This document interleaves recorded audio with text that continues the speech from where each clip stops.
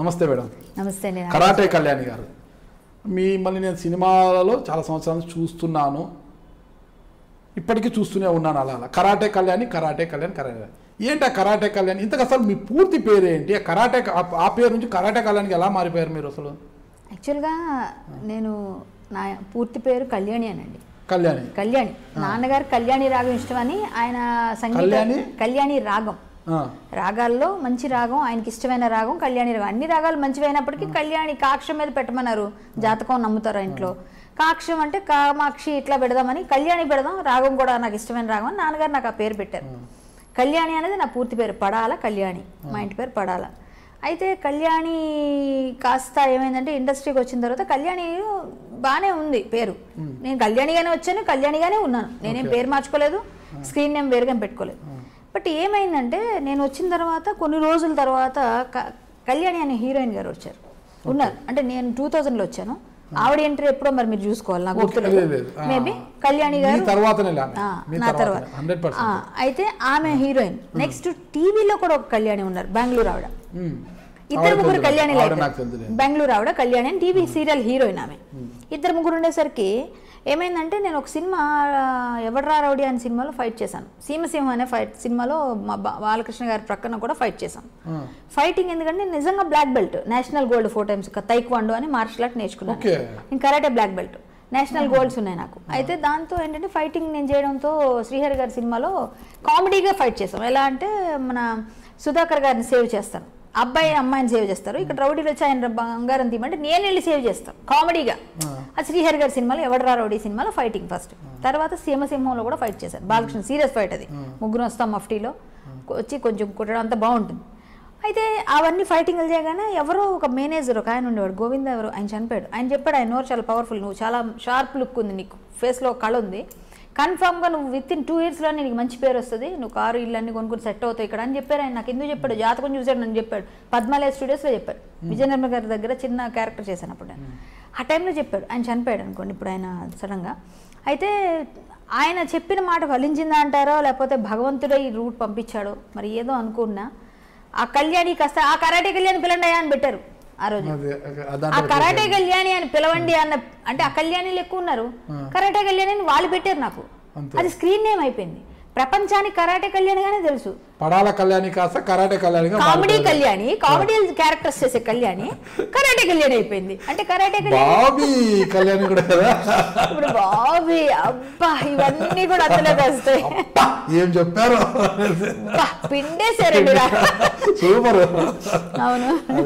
అయితే మీతో సినిమాల్లోనే కాదు నిజ జీవితంలో కూడా ఎవరు కామెడీ చేయకూడదు అంటే తైక్వాండోలో మీరు మా బ్లాక్ బెల్ట్ అంటే నేను కూడా కామెడీ చేయడానికి వస్తా భయపడుతున్నాను కదా. ఏం లేదండి, మనతో మంచిగా ఉన్న వాళ్ళు వాళ్ళ లిమిట్స్ దాటినంత వరకు నేను ఏ కరాటే చేయక్కర్లేదు. నేను మాటలతో కరాటే చేస్తా. ఇప్పుడు చేతలతో అవసరం లేదు, మాటలతోనే అయిపోతుంది కదా, అంతవరకు చేతల వరకు అవసరం లేదు. బట్ చేతలతో కూడా 2-3 సార్లు చేతలు ఇక్కడ కూడా అయ్యాయి. నేను ఎవరికి భయపడినండి. నాకు ఫస్ట్ నా దగ్గర ఉన్న క్వాలిటీ ఏంటంటే నేనున్న ప్లేస్లో నేను కరెక్ట్గా ఉన్నానా లేదని చూసుకుంటా.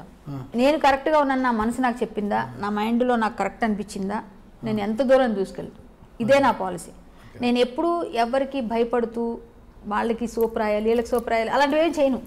అవసరం లేదు, అవసరమే లేదు. మనం మంచిగా ఉంటే భగవంతుడు ఆటోమేటిక్గా మనకు దారి చూపిస్తాడు. మనకి మరీ అలా అని చెప్పేసి కొంతమంది దగ్గర ఒబీడియన్స్ అంటాను, అది సోప్ రాయడం కాదు, ఒబీడియన్స్. పెద్దవాళ్ళు ఉన్నారు కొంతమంది, మోహన్ బాబు గారు ఉన్నారు, కృష్ణ గారు ఉన్నారు, కృష్ణరాజు గారు ఉన్నారు, పెద్ద పెద్దవాళ్ళు, మురళీమోహన్ గారు, వీళ్ళందరికీ సార్ నమస్తే అండి. వాళ్ళు ఏదైనా చెప్తే సార్ వినాలి.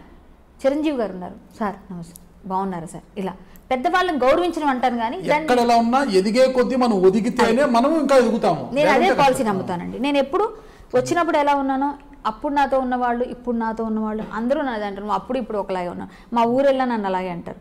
ఎప్పుడు నా ఫ్రెండ్స్, నా స్కూల్ ఫ్రెండ్స్, నా క్లాస్మేట్స్ అందరూ కూడా నేను అదే కోరుకుంటా.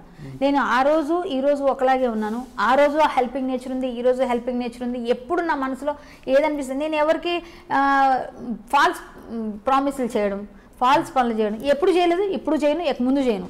నా ప్లేస్లో నేను జాగ్రత్తగా ఉంటాను. నన్ను ఏదైనా అంటే మాత్రం లెఫ్ట్ అండ్ రైట్ డైరెక్ట్గా ఇస్తాను. వాళ్ళు ఎదురుగానే మాట్లాడతాం, మళ్ళీ వెనక ఒకటి ముందరు కాదు. వాళ్ళకి తెలుస్తుందని తెలిసినా కూడా, వాళ్ళు తెలుసుకుంటారని తెలిసినా డైరెక్ట్గానే వాళ్ళు క్వశ్చన్ చేస్తాం. అది ఎందుకంటే ఇప్పుడు రేపొద్దున వెనక మాట్లాడాను అనుకోండి, అది రేపొద్దున అలా అలా చిరువలు పలవ ఇంకో దగ్గరికి వెళ్తుంది. అది మనకి మంచిది కాదు. ఇక్కడ చెప్తారని పేర్లు వస్తాయి. మనకు అది లేదు. స్ట్రైట్గా మొహం మీద అడుగుతాను వాళ్ళని, ఎందుకు మీరు అన్నారంటే నన్ను ఎందుకు అన్నారు, ఏ సందర్భంలో అనాల్సి వచ్చింది, నేను తప్పు చేశాను చెప్పండి, రెక్టిఫై చేసుకుంటా. లేదు మీ దగ్గర మీరు ఎందుకు అన్నారో నాకు రీజన్ చెప్పండి, నా తప్పుని నేను మార్చుకుంటా. ఇదే అడుగుతాను. నాతో పరిచయం అయిన తర్వాత ట్రావెల్ చేసిన వాళ్ళందరూ కూడా నన్ను అర్థమైన తర్వాత అయ్యో మనం అనవసరంగా రాంగ్ అనుకున్న వాళ్ళనే చూశాను ఇప్పటిదాకా.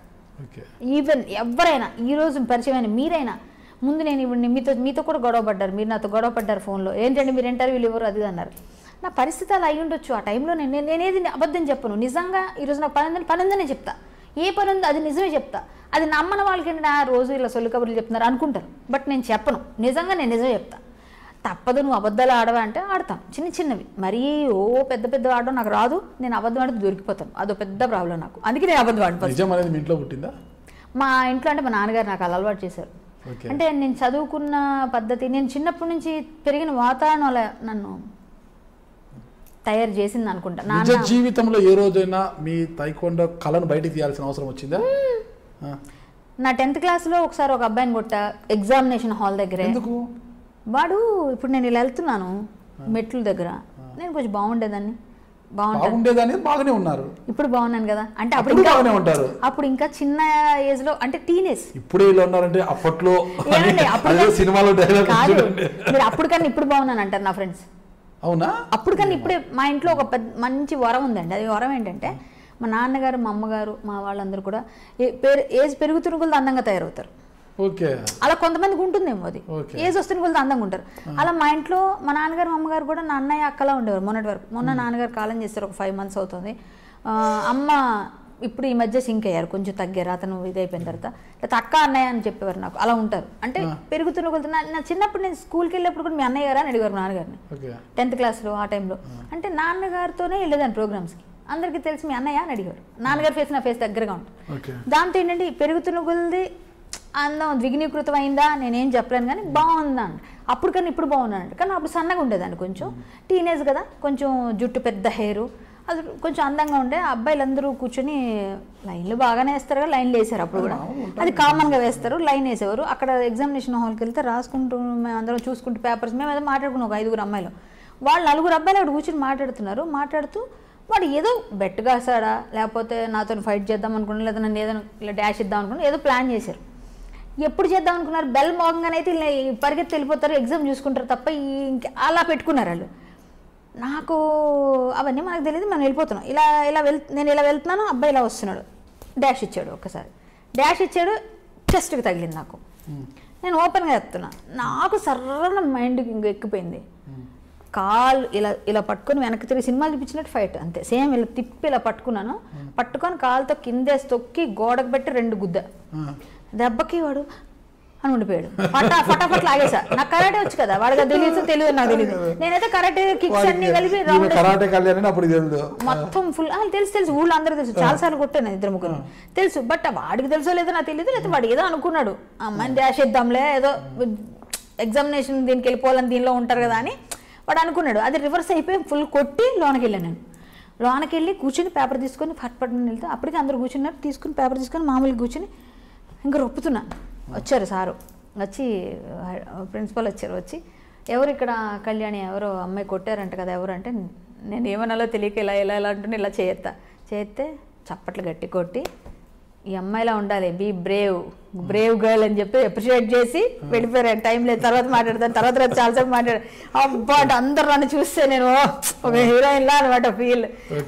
చాలాసార్లు కొట్టాము. ఇక్కడ మీకు ఇంకో విషయం తెలుసా, ఇప్పుడు ఆయన లేడు, ఆయన కూడా వెళ్ళిపోయాడు. 2-3 పహిల్వాన్లు ఉంటారు ఇక్కడ, కొంతమంది పహిల్వాన్లు. ఒక క్లబ్కి వెళ్ళేదాన్ని నేను, పేకాడేదాన్ని ఇక్కడ లోకల్ క్లబ్స్. అదొకటే ఉంది కళ, ఇంకేం లేవు, అదొకటే ఉంది. క్లబ్లో పేకాడుతున్నప్పుడు కూడా ఒక పహిల్వాన్, ఒక ఫైనాన్సర్ని, ఇద్దరితో అస్సలు కొట్లాడాను. కొట్టే వరకు రాలేదు, మరి వద్దులేండి అదంతా. ఒక ఆయన అయితే మాత్రం అబ్యూజింగ్ లాంగ్వేజ్ మాట్లాడాడని టేబుల్లో నేను ఉన్నాను. అంటే అది ప్రభాకర్ రెడ్డి గారు, అది సినిమా వాళ్ళ క్లబ్, అది సరదాగా మేము వెళ్ళాము. సినిమా లెవెల్లో కొట్టానండి. సినిమాలో మీరు ఫైట్ చూసారు కదా, అదే ఫైట్ నేను డైరెక్ట్ రియల్గా చేశాను. అదే హైదరాబాద్ జూబ్లీహిల్స్ క్లబ్, జూబ్లీహిల్స్ సరౌండింగ్లో ఉండే ఒక క్లబ్లో నేను ఫైనాన్సర్ని కొట్టాను. ఆ ఫైనాన్సర్ అతను పేర్లు గీర్లు మనకు అనవసరం, బట్ ఆయన కొట్టడం, ఆ టేబుల్ ఇరిగిపోవడం అన్నీ జరిగాయి. నేను చాలా కెలికితేనే తగులుతాయి. మరి ఇప్పుడు ఇండస్ట్రీలో కూడా ఇటీవల మిమ్మల్ని బాగా కెలుకుతున్నారంట. మళ్ళీ కెలుకుతారు, కొట్టడానికి అవసరం లేదు. అక్కడ ఇండస్ట్రీ మాటలు తోటాలు చాలు, మాటలతో అయిపోతుంది. బయట వాళ్ళు ఎవరైనా ఏదైనా మాట్లాడితే, నాకు పిచ్చి మాటలు ఎవరైనా మాట్లాడితే కోపం వస్తుంది. అందరికి తెలుసు కరాటే కళ్యాణి కెలిగితే నోరు వేసుకొని పడిపోతుంది, వావ్ ఇంకో అంటే తెలుసు కూడా ఎందుకు కెలుగుతారు మిమ్మల్ని నాకు అర్థం కాదు. ఏం మీతో తిట్టించుకోవాలి అంత కోరిక వాళ్ళకు? తిడితే మంచి జరుగుతుంది అనుకుంటారే మరి. చాలా మంది నా నోరు మంచిది అంటారండి. నేను ఏదైనా అంటే జరుగుతాయి, మా ఇంట్లో ఒప్పుకోరు. ఏదైనా నా నోరు చూపెట్టండి. ఉన్నాయిలేండి మచ్చలని కాదు, నేను అమ్మవారి భక్తురాలని. జనరల్ గా నేను పూజలు లలితమ్మ అమ్మవారికి ఏముందండి, ఆ రాజరాజేశ్వరి అపరాశక్తి, ఆమె ఏ అమ్మ ఏ రూపంలో ఉంటే ఉంది, ఏదో కొంచెం అలా పర్వాలేదు. మీరు చూస్తున్నారు ఐ డ్రీమ్ న్యూస్ ని. Please subscribe I dreams. For more videos subscribe I dream. Please subscribe for more videos. I dream for more videos. Subscribe I dream. Please subscribe I dream channel. Do subscribe I dream. I dream ఛానల్ని subscribe చేయండి. Do watch I dream.